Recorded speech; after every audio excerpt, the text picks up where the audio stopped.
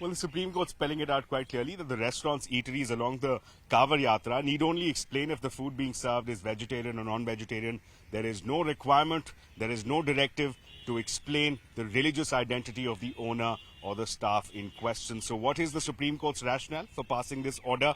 What was the genesis of this issue and what were the concerns raised by the petitioners? We'll try to answer some of these questions. Firstly, the genesis of this issue. The entire issue began when the SSP, the police of Muzaffarnagar, passed a directive requiring restaurants and eateries to disclose the religious identity of the owner as well as the staff. And importantly, the police had accompanied it with a warning that non-compliance will lead to consequences. Now, this is something that was seen first in the state of UP, specifically Muzaffarnagar. It was endorsed by the UP Chief Minister Yogi Adityanath. Subsequently, we saw similar directives being replicated in other parts of the state, and not just the state but also other states. Uttarakhand, the state of Madhya Pradesh, also began to see similar directives, and that is what sparked concern, led to petitioners approaching the Apex Court, and they pointed out that this is akin to a form of an apartheid movement, that this will lead to furtherance of the agenda of untouchability, that this is akin to targeting members of a certain religious minority, that if the rationale is to serve vegetarian food,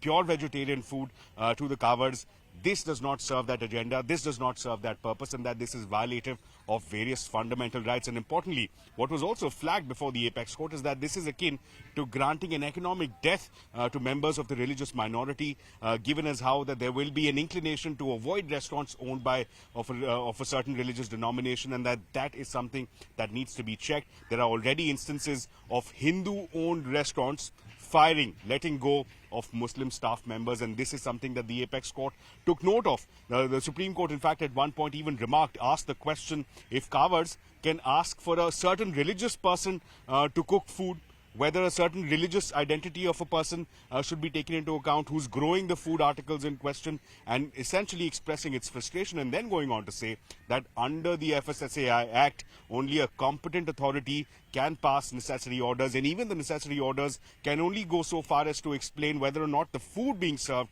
is vegetarian or non-vegetarian. There is no provision within that act that allows for identification of the religious identity of the owner or the staff in question, and therefore the Supreme Court concluding that the police appears to have usurped powers that it did not have, and therefore the Apex Court deciding that it is necessary to pass interim orders staying all such directives, not just Muzaffarnagar, but in the entire state of UP, Uttarakhand, Madhya Pradesh. And the clarification that also came from the Apex Court is that even any other state that is pondering, contemplating or deploying such a directive will also be met with the same interim direction. So with that, the Apex Court making it clear, no case of religious identity being disclosed, no requirement, no directive, and essentially issuing a notice to these states asking for their response, asking for the rationale behind deploying such a policy.